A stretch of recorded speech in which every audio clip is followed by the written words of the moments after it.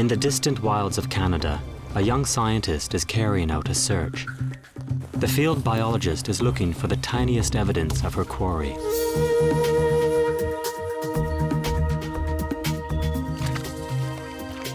Droppings, tracks, DNA traces. She is uniquely qualified. World champion mountain runner Gudrun Pfluger Oh my God. spends months in dangerous territory, alone.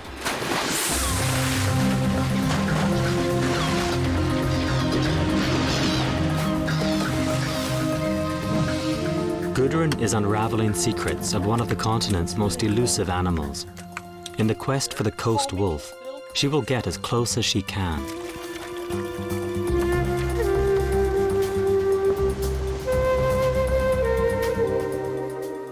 I feel the presence of the wolves. I don't see them right now, but I know that they're there.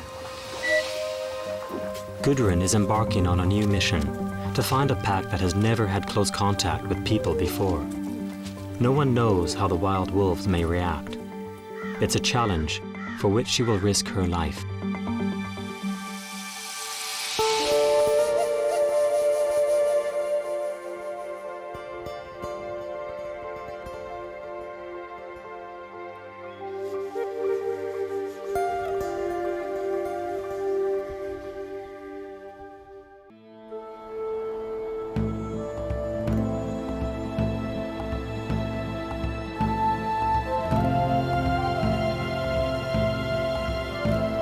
The country that Austrian-born Gudrun now calls home is one of the largest and least populated.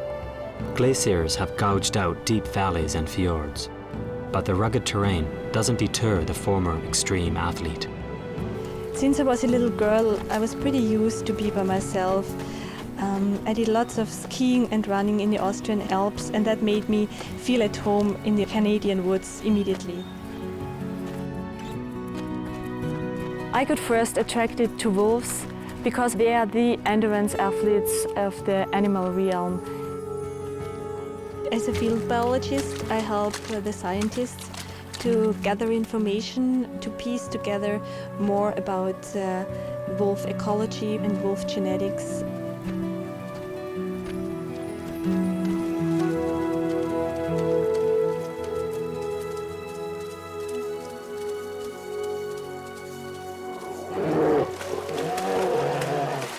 Wolves are predators, and once they roamed widely across Europe and North America. For millennia, they have been persecuted by mankind. But it is the rare coast wolves that are the focus of Gudrun's present investigation. Those wolves along the Pacific Ocean, they hardly saw people, they have hardly bad experience with people. So I hope I can observe them, bring their behavior home to people so that they can get rid of their misconceptions about wolves. The temperate rainforest is as rich in wildlife as the Amazon. But spotting wolves will not be easy. And to help her in her search, Gudrun has arranged to meet an old friend at the King Pacific Fishing Lodge. 3 years ago, she spent months along this coast, searching for wolves with local biologist Ian McAllister.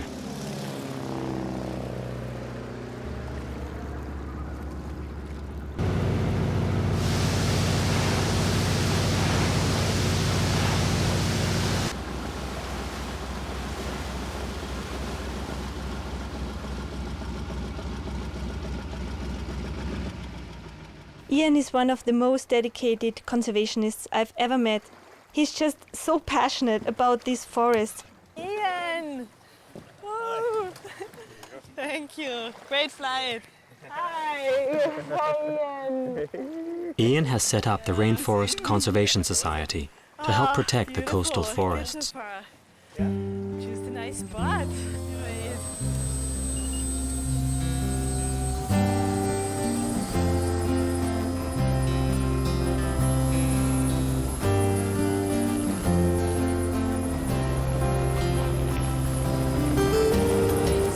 Ian aims to show Gudrun some of the problems now affecting the wolves' habitat.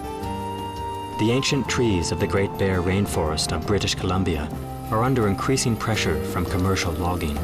Some of those trees are 250 to 300 feet tall. The tallest trees in the temperate rainforest. And some of these cedar trees down here, they can be over 1,000 years old. Less than 10% of this whole Great Bear Rainforest area is currently protected. So everything that we're flying over is scheduled for logging at some time in the future. Clear-cutting the trees removes shelter and food for the deer the wolves prey on. You can see they're leaving little clumps of trees right in the middle, but those trees will just blow down. Loose soil can choke the salmon streams now, and clear-cutting has other ill effects. We've taken out so many trees that the sun heats up the land much quicker, so the water's much warmer. It really affects the salmon because the salmon need cool water and clear water in order to spawn. That's one of the negative impacts of large-scale clear-cutting.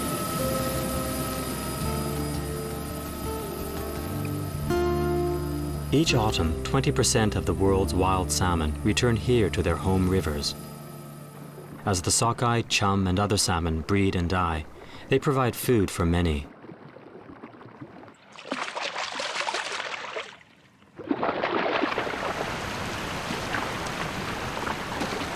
Autumn is the time of year when bears, wolves, and other creatures can fatten themselves up on a rich fish diet.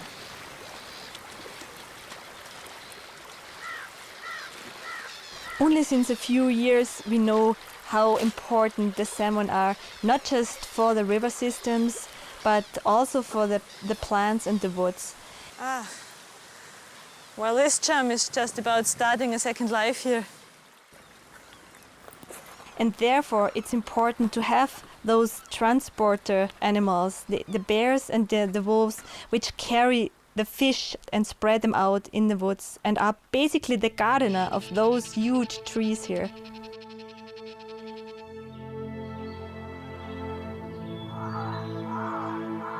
I bet this tree was already a very impressive creature before the first white man landed on the coast.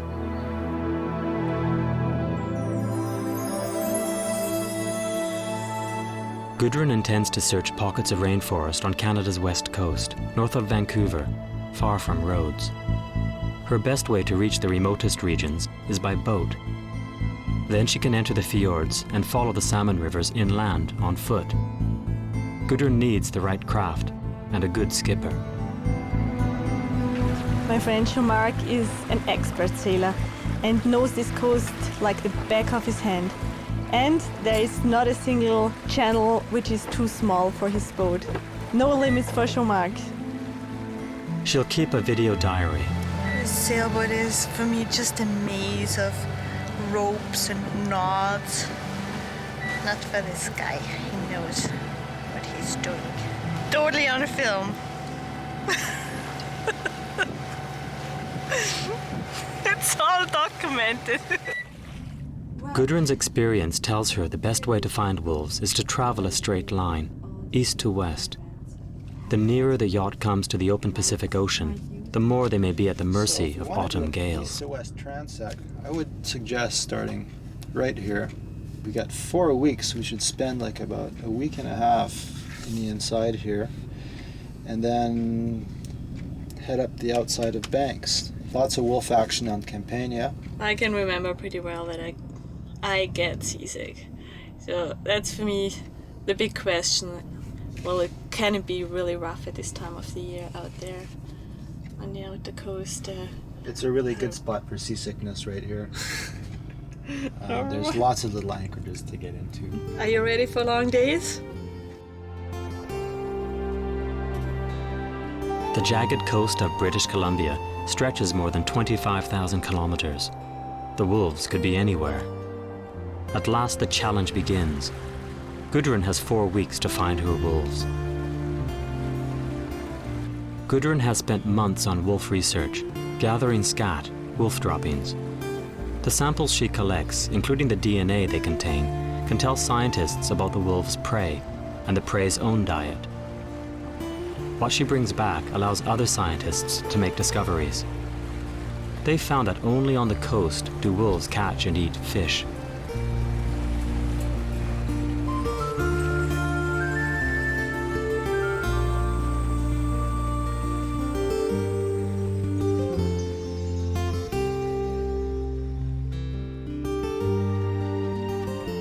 The fast-moving packs range over hundreds of square kilometers. Experience has given Gudrun an almost uncanny awareness of their presence.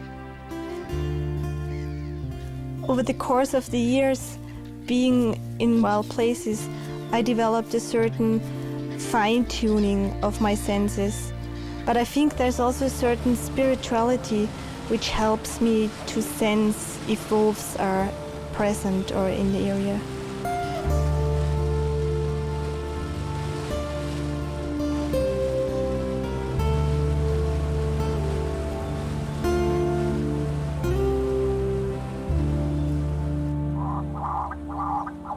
People often ask me if I'm armed with weapons. My only weapon is insect repellent spray, because the most ferocious wildlife out there is for sure the mosquitoes, and they all together have a bigger mouth than the biggest bear. In general, I do have two strategies here how to find and search for wolves. You search either quick in a big area or very detailed in a smaller area, and often you have to make compromises. The ground is covered in moss, which shows tracks well. For now, the former cross-country runner chooses to quickly range over a wide area.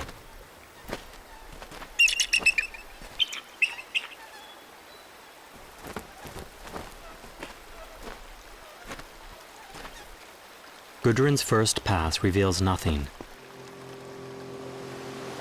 So the next day, day 4, she searches a new estuary. Up to 5 meters of rain a year can fall here. But this year the rains are late. The rivers are too low for the salmon to enter. When they do, their predators, bears and wolves, will emerge from the forests. Gudrun will have to take extra care. I'm often by myself in the bush, but I'm absolutely convinced that slipping from a rock is much more likely than being attacked by a bear. So far, actually, I've never been scared by wolves. And being by myself in the bush, it shows me my own limitations, and it teaches me to be happy with my own company.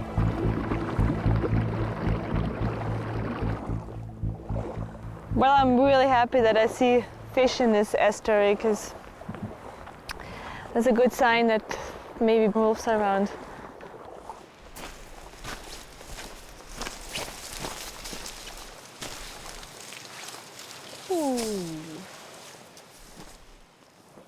First grizzly bear signs I see on the coast. I see how big this grizzly bear is. That's its front paw and its hind pad. 5 toes, so it's very easy to distinguish from a wolf. So it's bushy. It's very remote here. I better now really be careful.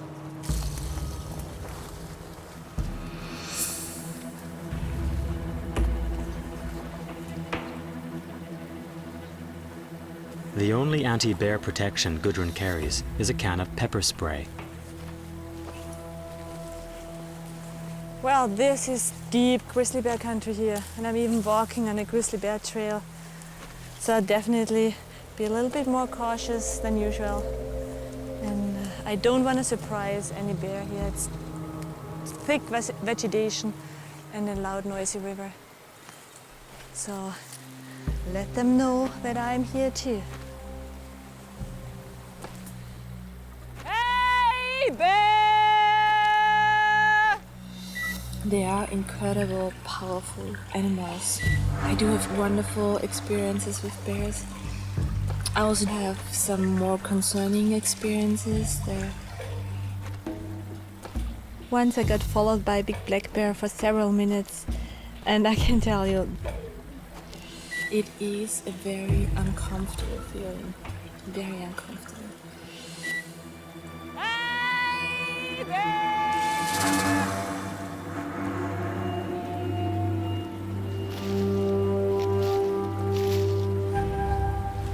I feel very thankful and very privileged to share a piece of land with those powerful creatures, because they make me being so much more aware what's going on around me. I guess chances are really good that if there's a bear and if it sees me, it is so much more scared about me. And I guess we both try to avoid each other. Sleeping alone in the middle of nowhere doesn't worry Gudrun at all. Night is a great time to sit back and just listen to the woods talk. If there's any wolves around, they should call out now, because this is the time that they might start gathering for a hunt and they might call each other.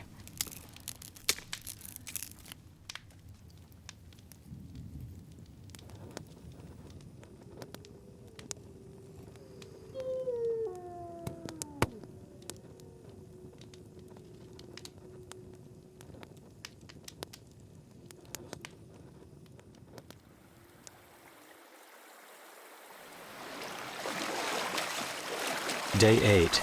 Gudrun heads for a riverbank to look for fresh clues. Well, that would be a perfect spot for finding wolf tracks here. And sandbanks are like the newspaper in the forest. If something happened here, you'd find tracks. Nothing here, so probably no wolves around.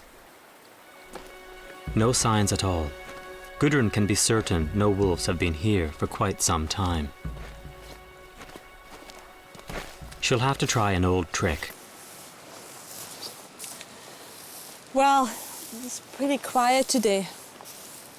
No tracks, no scats, not even really wolf trails I found, so I do have one more resort, which I will tap into now.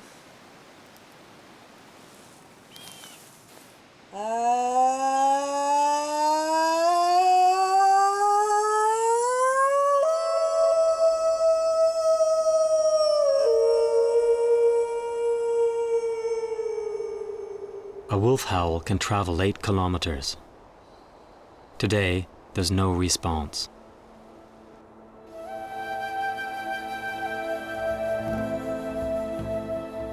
During the Ice Age, glaciers covered much of Canada. The high rocky slopes are still bare and inhospitable. Only a clear stretch along the coast allowed animals and native people to survive. The forests along the narrow valleys are ultra important to wildlife, sheltering as many as 35,000 black bears and up to 2,000 wolves.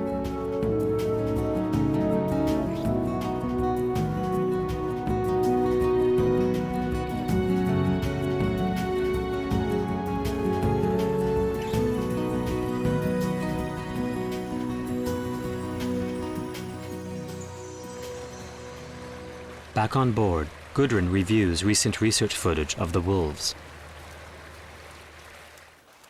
The coast wolves are so special animals. We now think that long ago, when the glaciers covered Canada, the wolves along this coast were cut off from the rest of the continent.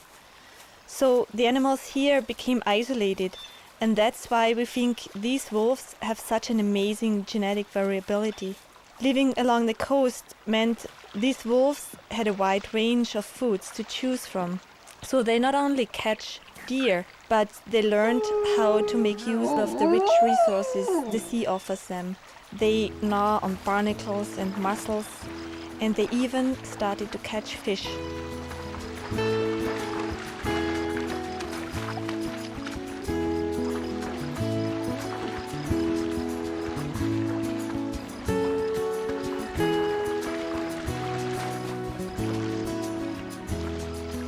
Living along the coast meant for these wolves also protection, because the natives there, they hardly hunted the wolves. The wolf was sacred for them.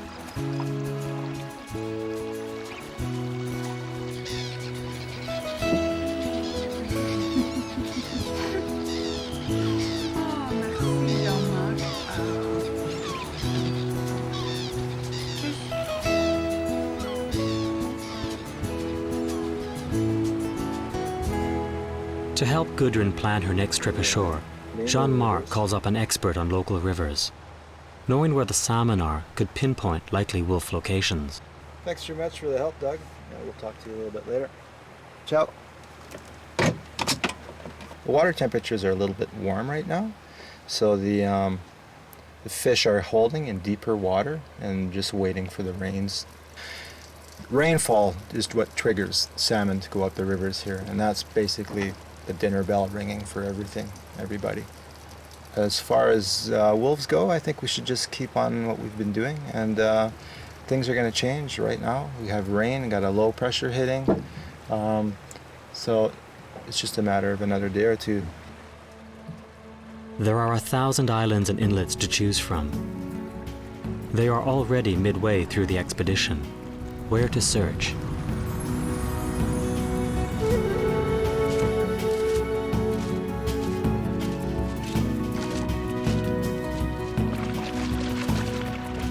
It's day 14. Still no clues. I know, I feel a little bit... I'm sad, I'm disappointed, but I feel impatient suddenly.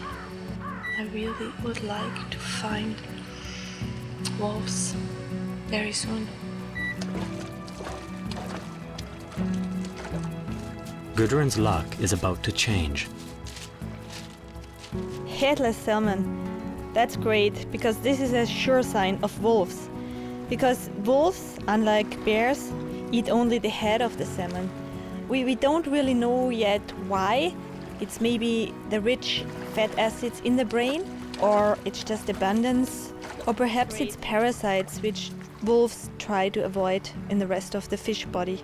Just by looking at the color of the gills, it tells me that the wolves must have been here last night. There's no time to lose. The wolves may return.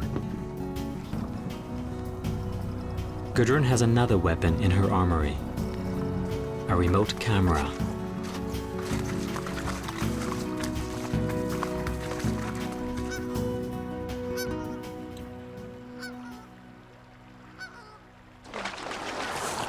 Well, this river is pretty teeming with salmon right now. Now there are lots of dead salmon, and this is definitely a hotspot for wolves fishing. Great buddies. It would be really great to get a remote camera set up somewhere here and maybe get the odd shot of wolves in action. Hey, buddy. Having fun on your last leg.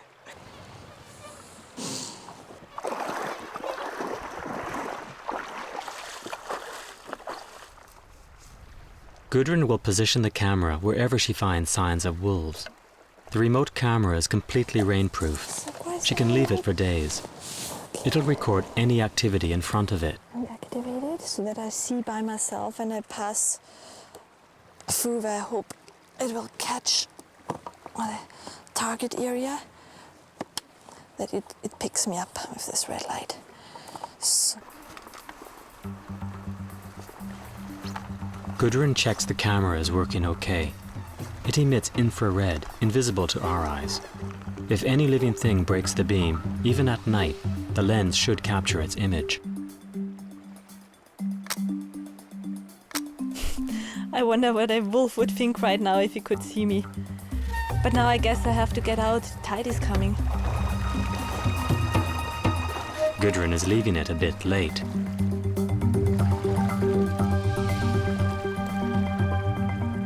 This is crazy, like just the last 10-15 minutes while I set up the camera over there, the tide just came in and over borderline. So all this water ran inside my waders, and I do have my own little ocean, my own little flood.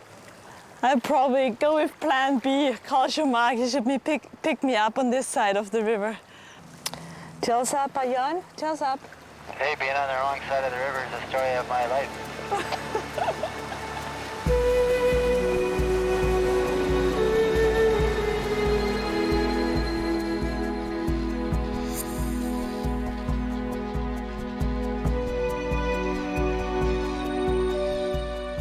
Gudrun passes an anxious 3 days waiting.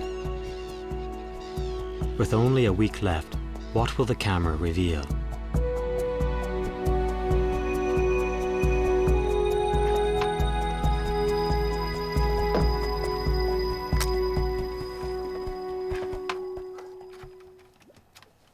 That's the images we just The camera has captured 24 images. Most of them are of Gudrun. Then, a wolf. The best. But it's just passing by. It's unlikely to come back to fish. So here it is again. Yeah, glowing eyes. Let's take a next one. After seeing so many headless salmon on the river, I really thought I'd hit the jackpot. It's so disappointing. But I really don't think that it's worth waiting any longer. Gudrun can't afford to invest any more time here. They head out away from the Canadian mainland, into new territory.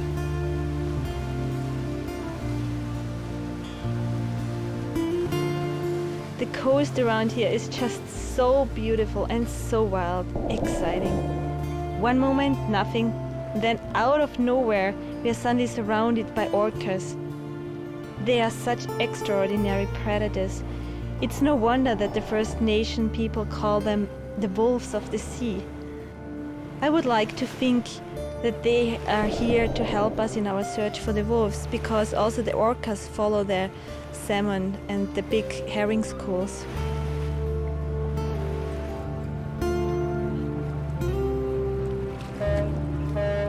Gudrun's journey west takes her to a remote village of the First Nations people, the Native Canadians.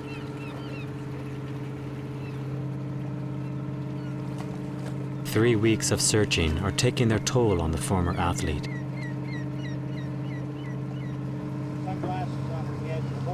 But a fisherman's tale soon captures her interest. In towards inlet there, just in the entrance, and they were howling one morning there, just incessantly for 40 minutes.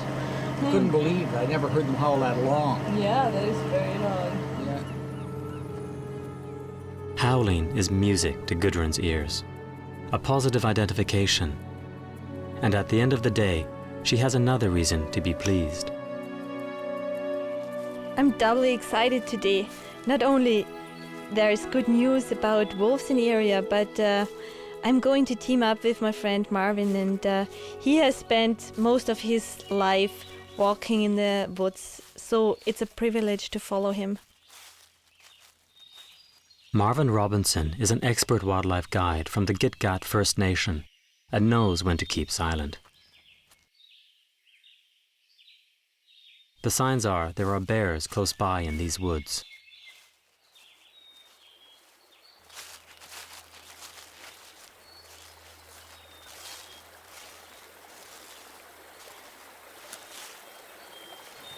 The salmon are running.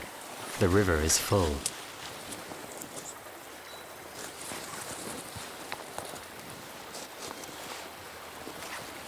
Stay right there, wait a minute. Marvin thinks it's worth waiting to see what will come. With luck, a wolf.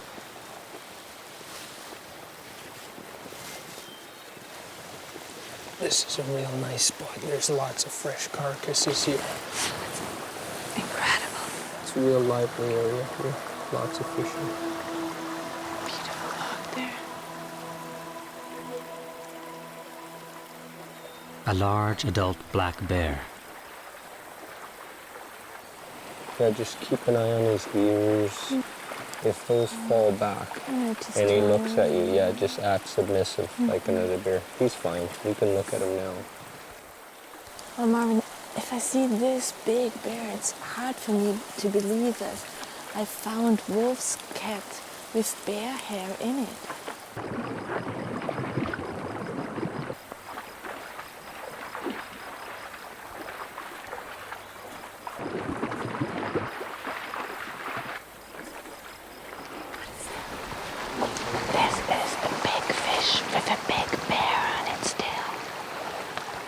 It's already close to midnight and another long day comes to an end.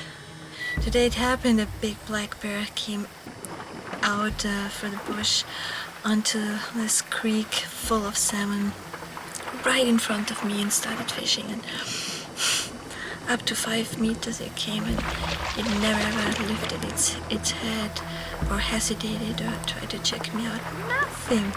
I was disappointed to completely not be present in his life. absolutely focused on his fishing, a big black bear. There was not a single moment where I ever had any doubts that this bear would not be gentle and tolerating me. It was fantastic. Gudrun's laid-back tactic paid off. With only 5 days left, she tries another approach. Sometimes I simply love to follow the shoreline because you have good chances to see wildlife. First up, sea lions. It's low tide. Gudrun knows this is the best time to see wolves on the shoreline.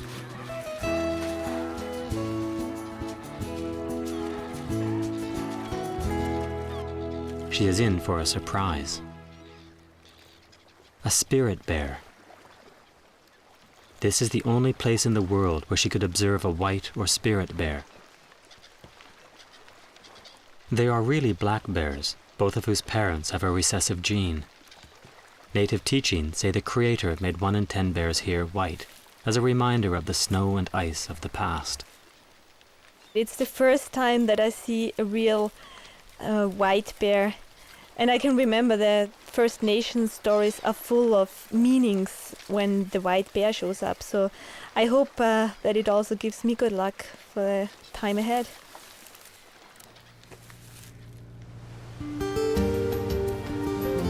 There's another welcome sighting for Gudrun today. She is rendezvousing with 2 colleagues. Hi there! Paul Paquette and Chris Derrimont are world-renowned experts on wolves. Really very flexible reports of river walkers, show Marcus, his friends everywhere, and they give us, head-ups. Although Gudrun has not yet seen a wolf on this trip, the remote camera has had more success. Now it's her first chance to share the results with her colleagues. Those cameras shoot 1 or 2 images a second, so you make this little goofy. It worked perfect in the rain. And all this other information here, Chris? Then you see temperature when it happened. That's incredible. Then I'm gonna make this little animation so it starts moving. Yeah, it's like it just runs it. Yeah. Wow. Get shot before they get old. So this, here we are on the coast with an older wolf. And this fantastic! Right in front That of is the great. camera. Caught on tape, eh? Yeah. No kidding. He's showing off, eh? He's like, honey, let's But Chris and Paul have some images to show Gudrun. Wolves have been seen swimming between land, 12 kilometers apart. They may cross open water in search of food. Amazingly, coast wolves may even live on islands as far out as 50 kilometers from the mainland. So what was our original guy? That's him? I think this is whiteface.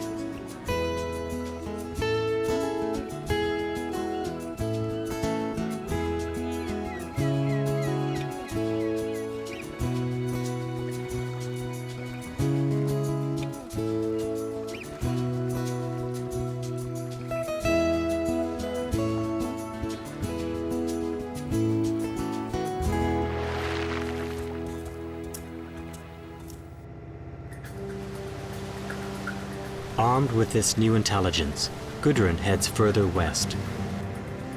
250, what's that? There's more news. A report of wolves howling on an outer island, just 15 kilometers away.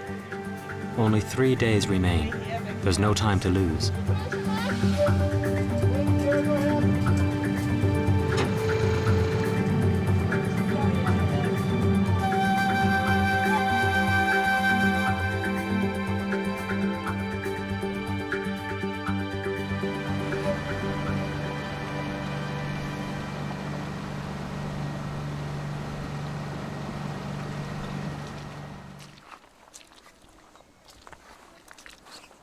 It's low tide, perfect. The sand is exposed. Gudrun can easily find tracks. Pretty fresh wolf track. It's maybe even from this morning. And fishy droppings. It's crazy. You wouldn't know that this is wolf's cat.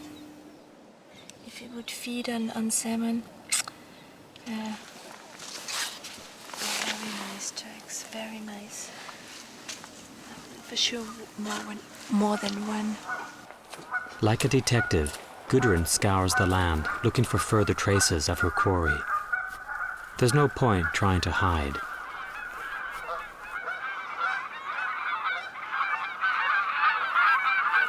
Rowdy Canada geese broadcast her arrival. Nonetheless, this is the most promising location so far. I'm here on one of the most westerly located outer coast islands, and there are wolves here.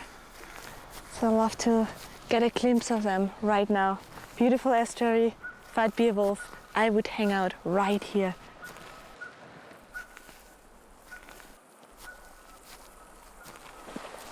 Just following a nicely worn wolf path, and that tells me that it was not just a nice coincidence to hear a wolf yesterday right when we came in, but they spent some time here.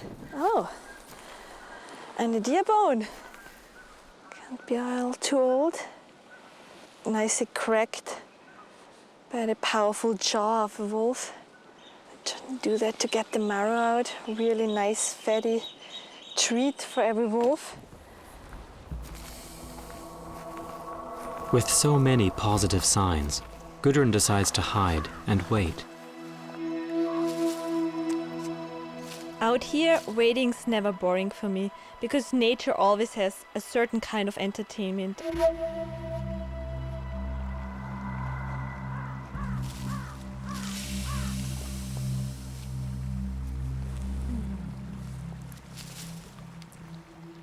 There is barely time to pick a few huckleberries when... Oh, great. Yeah, that's the first two.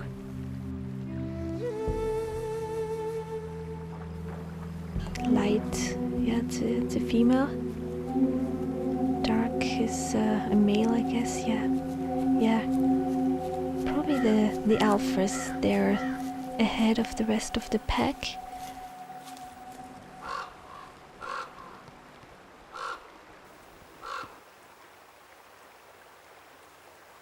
There's several smaller looking, juvenile looking wolves. They look the same, it's probably all from the same litter from last year. And the two alphas, they really had their tail high up. They're very slim.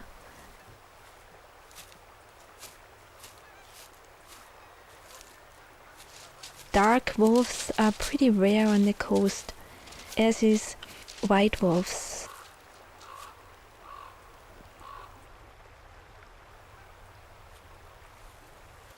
So the typical coastal wolves looks like the juveniles of this pack.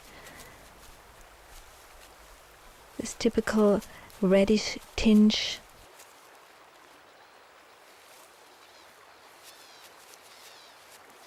There's a pup, there's really a pup. Dark pup. They seem pretty happy. The very rare open meadows that they can run without running into a tree.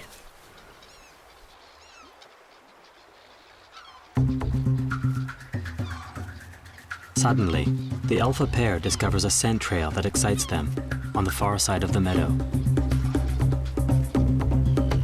Out of the forest appears a young female, probably from a previous litter. Being a witness to that all is pretty an emotional roller coaster for me. Here I see the parents playing really gentle with their offspring, and a few minutes later they go really serious after the offspring of last year and push it out of the pack. A wolf pack just can't support so many wolves.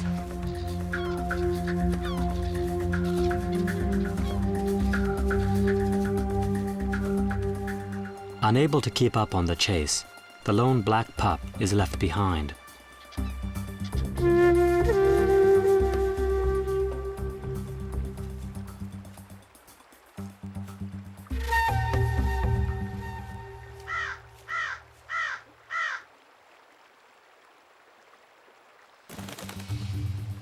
Hours later, there is still no sign of his parents.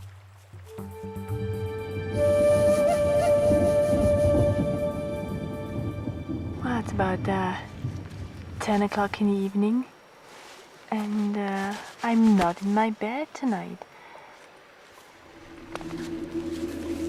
Just camping out here in the open. I totally count on one major motivation wolves do have, and that's curiosity. They are incredible, curious animals who investigate everything. So I hope curiosity wins over fear and will come and check me out.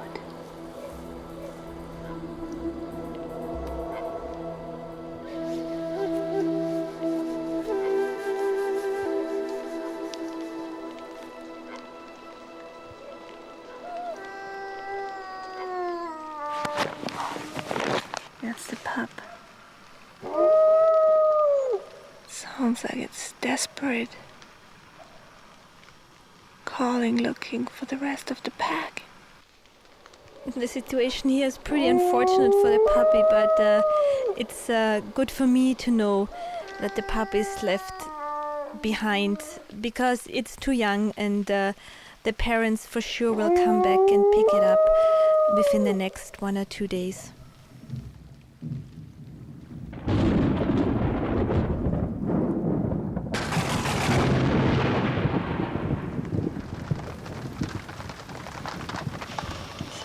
Just woke up a few minutes ago on my night here on the Wolf Meadow. It was raining really hard, so I'm lying here in a kind of wet, beady sack, sleeping bag, paddle, and I'm very chilly. Very chilly. And there was some lightning during the night. Actually, that really scared me. I'm really scared of thunderstorms. So during the night and high tide, I heard lots of fish coming up the river, and so close that I thought they're gonna swim through my sleeping bag. So that was the other thing, being a little bit worried that I built up my camp too close to the river.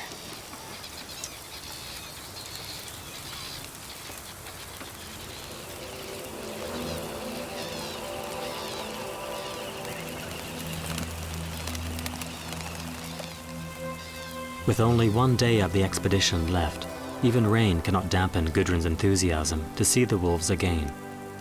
She is sure their behavior can only mean they have not had previous contact with humans.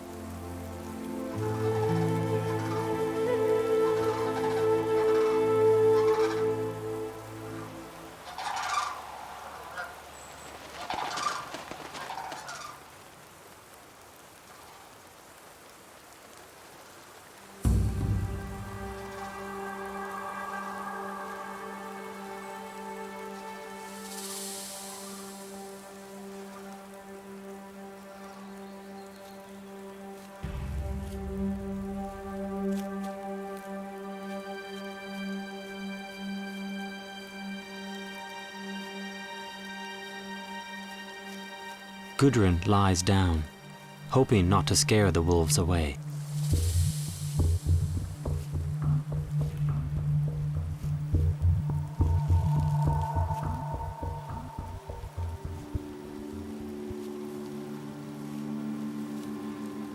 So are wolves as savage and ferocious as in folktale and legend, red in tooth and claw?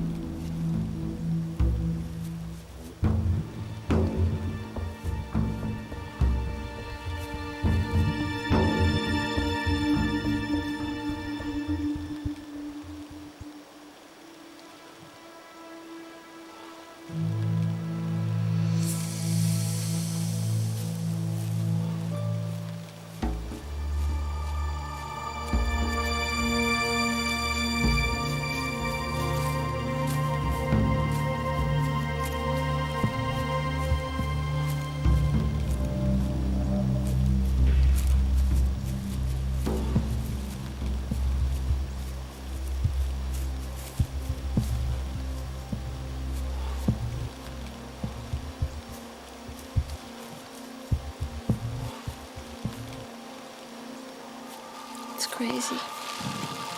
Yeah, I'm lying in the middle of the wild, surrounded by a pack of wild wolves. Maybe never ever seen a human before.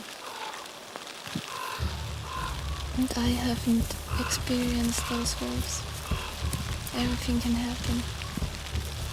We don't have a history with each other.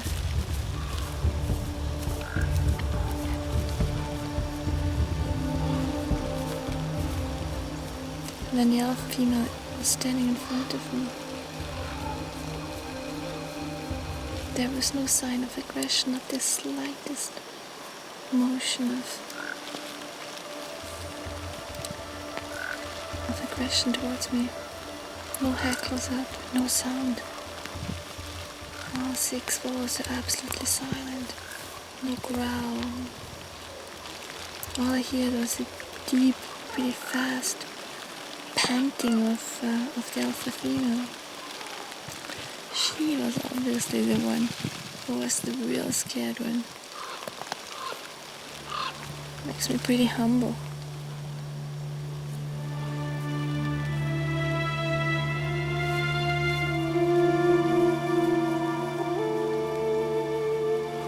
Extraordinarily, the wolves stay on the meadow for hours, playing close to Gudrun.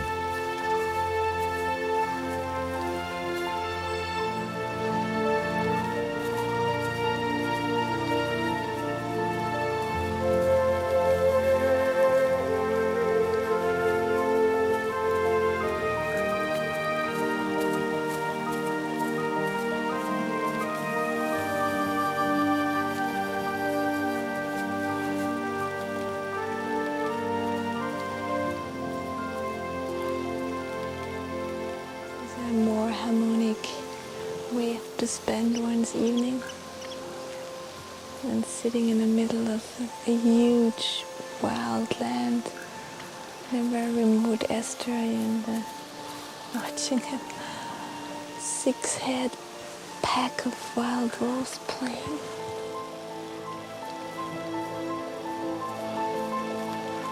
It's nice to be treated like a wolf by a wolf.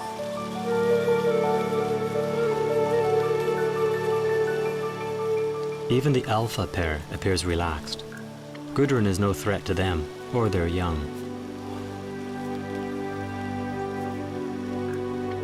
All too soon, it's time to leave. Tomorrow she is heading home. Yet it's almost as if the wolves do not want her to go.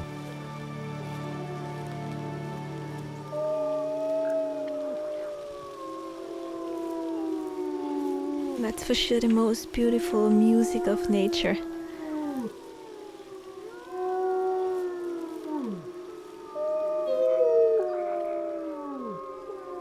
In all her years in the wild, Gudrun has never had such a close encounter. She feels very grateful. It's something she will think about again and again in weeks to come.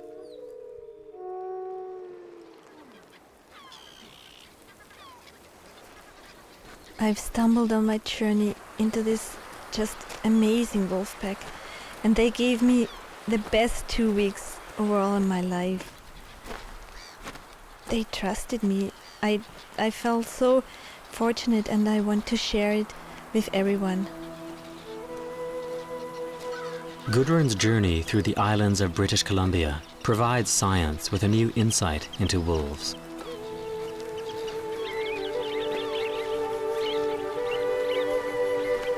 The pack she met here seems to have little fear of her. Could it be because for thousands of years, the First Nations people who lived along this coast have treated wolves with respect?